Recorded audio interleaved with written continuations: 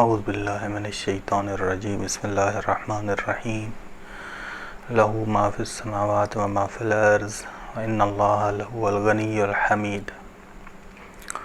گفتگو جاری تھی ہماری سورہ حج کے ترجمے کے متعلق، اور سورہ حج کی آیت نمبر 64، 65 اور 66 کا ترجمہ ہے۔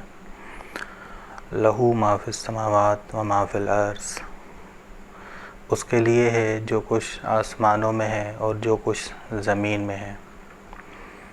وَإِنَّ اللَّهَ لَهُوَ الْغَنِيُّ الْحَمِيدُ وَإِنَّ اللَّهَ لَهُوَ الْغَنِيُّ الْحَمِيدُ، اور بے شک خدا ہی بے نیاز، خالص بے نیاز اور لائق ستائش ہے۔ بس پہلا جملہ لہو ما فی السماوات و ما فی الارض یہ بتا رہا ہے کہ خدا مالک حقیقی ہے اور مالک مطلق ہے۔ خدا مالک حقیقی اور مالک مطلق ہے۔ اس کے لیے ہے جو کچھ آسمانوں میں اور جو کچھ زمین میں، نہیں پورا جہاں، پورے جہاں کا خدا مالک حقیقی اور مالک مطلق ہے اول۔ وَإِنَّ اللَّهَ لَهُوَ الْغَنِيُّ الْحَمِيدُ، بے شک خدا ہی بے نیاز ہے، یعنی خدا کے علاوہ جو بھی تم شریک بناتے ہو وہ محتاج ہیں، وہ بے نیاز نہیں ہیں۔ اور حمید یعنی تمام موجودات خدا کی حمد بجا لاتے ہیں، پورا نظام اس کی حمد اور حمد کے ساتھ تسبیح کرتا ہے کہ اِن مِّن شَيْءٍ إِلَّا يُسَبِّحُ بِحَمْدِهِ، نہیں کوئی چیز مگر اس کی حمد کے ساتھ تسبیح کرتی ہے۔ بس اس کے لیے ہے جو کچھ آسمانوں میں ہے اور جو کچھ زمین میں ہے، یعنی اس کے لیے ہے یعنی وہ مالک حقیقی ہے پورے جہاں کا اور مالک مطلق ہے، اور بے شک وہی بے نیاز ہے، باقی تم جو بناتے ہو شریک وہ محتاج ہیں۔ اور لائق ستائش یعنی پورا جہاں، پوری تمام موجودات اسی کی حمد بجا لاتے ہیں۔ آیت نمبر 65۔ أَلَمْ تَرَ أَنَّ اللَّهَ سَخَّرَ لَكُم مَّا فِي الْأَرْضِ وَالْفُلْكَ تَجْرِي فِي الْبَحْرِ۔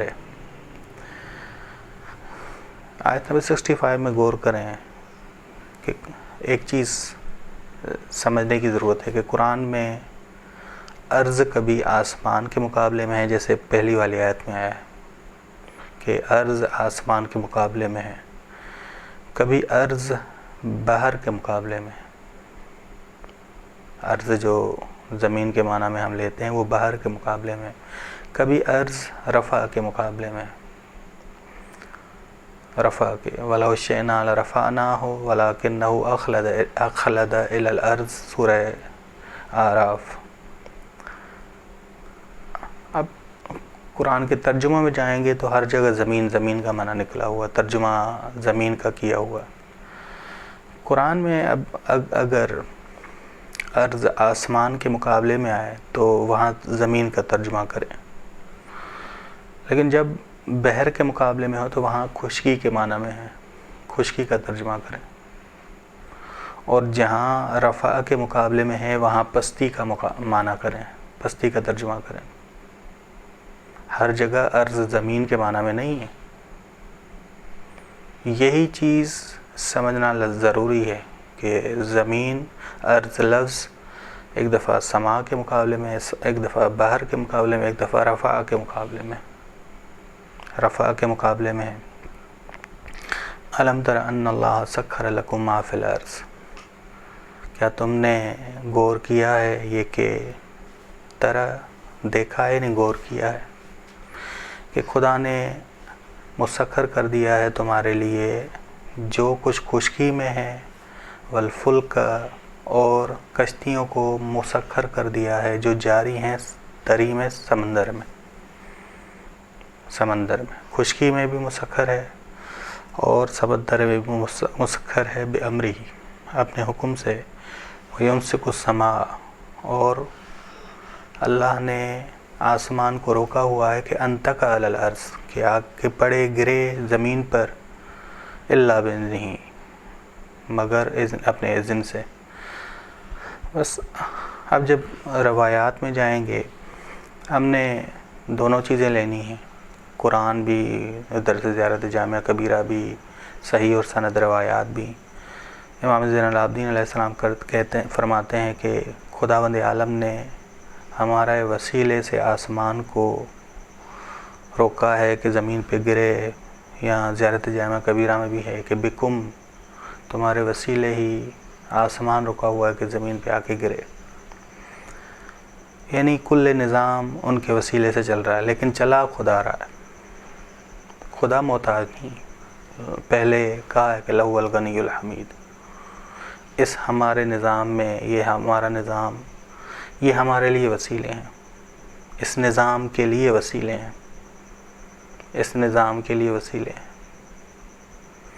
یہ چیز بس کل نظام، آپ کہتے ہیں کہ امام زمانہ کے وسیلے سے زندہ ہے، لیکن زندہ رکھنے والا خدا ہے. بس یہ آپس میں ملائیں، قرآن کو، روایات کو آپس میں ملائیں. ایک دفعہ کہتے ہیں کہ لولا الحجہ، اگر حجت نہ ہو، لساکت الارض باہلہا، تو زمین نگل لے اپنے گھر رہنے والوں کو. بس یہ وسیلہ اس نظام کو چاہیے، اس نظام کو چاہیے. نہ کہ ہم پہلے آیت نمبر 64 میں پڑھ چکے ہیں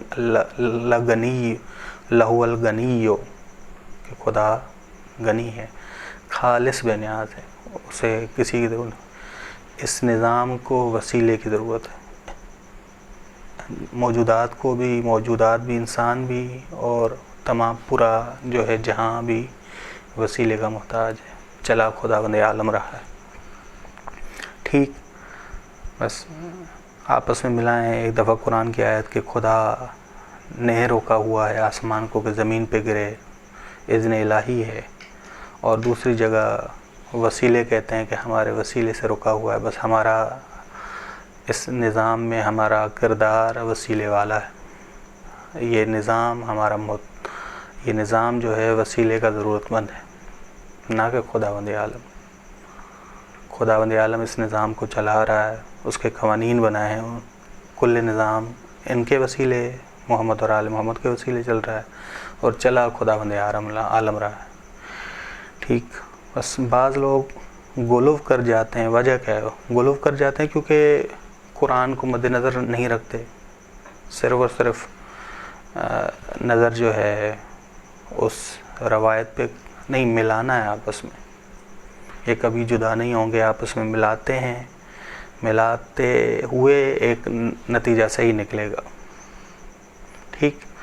وَهُوَ الَّذِي أَحْيَاكُمْ. سورہ بقرہ میں ہے کہ کیف تکفرون باللہ، کیسے تم خدا کا انکار کر سکتے ہو، وَكُنْتُمْ أَمْوَاتًا، در حالانکہ تم مردہ تھے. پھر خدا نے تمہیں زندہ کیا. بس پہلا مرحلہ تم مردہ تھے پہلے، پھر خدا نے تمہیں زندہ کیا، اس مادی نظام میں تمہیں زندہ کیا. وَهُوَ الَّذِي أَحْيَاكُمْ، یہ دوسرا مرحلہ ہے. کنتم امواتا سورہ بقرہ میں یہ ذکر ہوا ہے، پہلا مرحلہ. خداوند عالم، کیسے تم خدا کا انکار کر سکتے ہو در حالانکہ تم مردہ تھے. وَهُوَ الَّذِي أَحْيَاكُمْ، وہ ہے جس نے تمہیں زندہ کیا اس دنیا میں. ثُمَّ يُمِيتُكُمْ، پھر وہ تمہیں مارے گا. مر جاؤ گے تو عالم برزخ میں چلے جاؤ گے. تیسرا مرحلہ ثُمَّ يُحْيِيكُمْ، پھر وہ تمہیں قیامت کے دن زندہ کرے گا. چوتھا مرحلہ.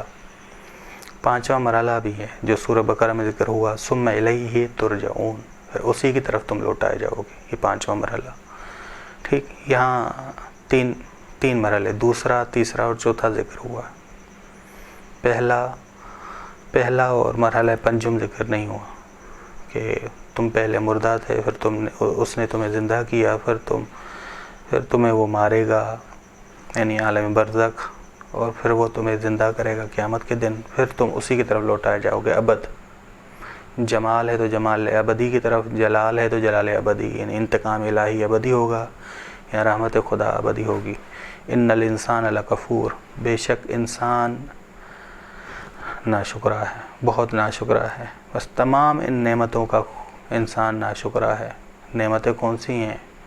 کہ خدا نے مسخر کیا، خشکی میں ہر چیز مسخر کر دی، تری میں ہر چیز تری میں مسخر کر دی، کشتیاں چلتی ہیں حکم خدا سے، آسمان نہیں گرتا۔